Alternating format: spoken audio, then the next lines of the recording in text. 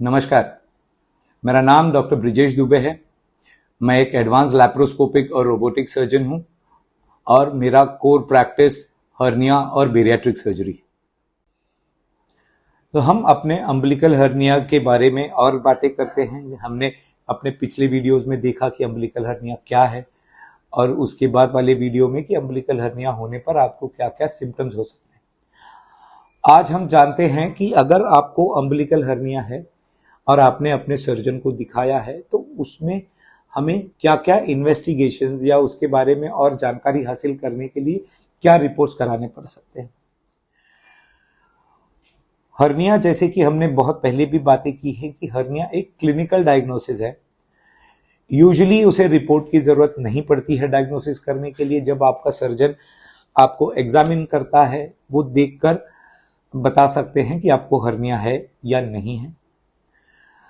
Investigate करने के लिए कि हर्निया है नहीं है, दो तीन कारण होते हैं जब हमें ये करना पड़ता है। एक, यूजुअली अगर आपको ओबेसिटी है या मोटापा है और हर्निया बहुत छोटा है तो डायग्नोज करना थोड़ा मुश्किल होता है। आपको अपने नाभि के पास दर्द तो महसूस हो रहा है पर वहां ऑब्वियस स्वेलिंग दिखाई नहीं दे रही क्योंकि वहां पर चर्बी की मोटी परत है। तब हमें इन्वेस्टिगेट करना पड़ सकता है कि वहां हर्निया है या नहीं। कभी कभी अगर आपका वहां हर्निया का, नाभि वाले हर्निया या अम्बिलिकल हर्निया का ऑपरेशन हो चुका है और दोबारा हुआ है तो हमें एक बार फिर से उसके रिपोर्ट कराना पड़ सकता है देखने के लिए कि क्या प्रॉब्लम है, क्यों हुआ है। और तीसरा है, अगर हमें पेट के अंदर के बारे में और जानकारी हासिल करनी है, अगर हमें देखना है कि क्या कारण है कि ऐसा हर्निया हुआ है या इतना बड़ा हर्निया हुआ है।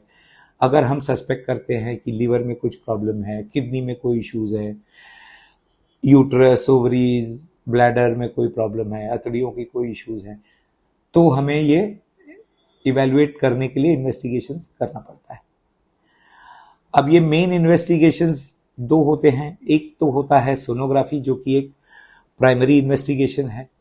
अगर आपको प्राइमरी हर्निया है, प्राइमरी यानी कि अगर फर्स्ट टाइम आपको हर्निया हुआ है, सोनोग्राफी एक बहुत ही अच्छा माध्यम है जो आपको सारी जानकारी दे सकता है कि हर्निया के साइज के बारे में, हर्निया के कंटेंट्स के बारे में और पेट के अंदर भी अगर कोई इश्यूज है उसके बारे में।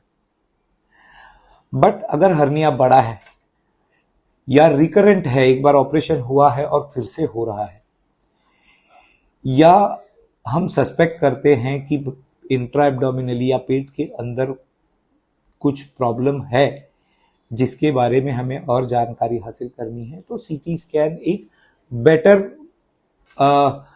माध्यम है उसे इन्वेस्टिगेट करने का। सीटी स्कैन हमें एग्जैक्टली हर्निया के बारे में, एब्डोमिनल वॉल के बारे में, एब्डोमिनल कंटेंट्स के बारे में सारी जानकारी देते हैं। हमें ये भी पता चलता है कि हर्निया के साथ साथ अगर डायवेरिकेशन है, क्योंकि उस डायवेरिकेशन को भी हमें फिर ट्रीट करना पड़ेगा, क्योंकि अगर हम डायवेरिकेशन को ट्रीट नहीं करते हैं तो रिकरेंस होने का चांसेस ज़्यादा होता है। तो इसलिए ये सारी चीज़ों को इन्वेस्टिगेट करना और उसके लिए हमें क्या इन्वेस्टिगेशंस लगेगा वो जानना ज़रूरी है।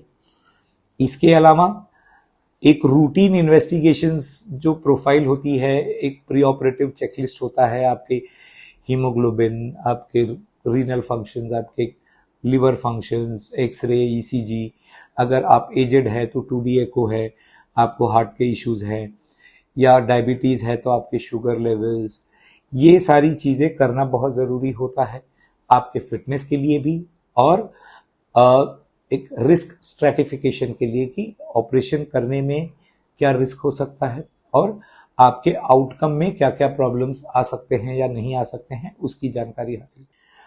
तो जब भी आप ये सारी चीज़ें महसूस करते हैं, अगर आपको कोई तकलीफ है आपके अम्बिलिकस में, आप तुरंत अपने सर्जन को मिलिए, उनसे बात करिए, समझिए और प्रॉपरली इन्वेस्टिगेट कराइए। Thank you.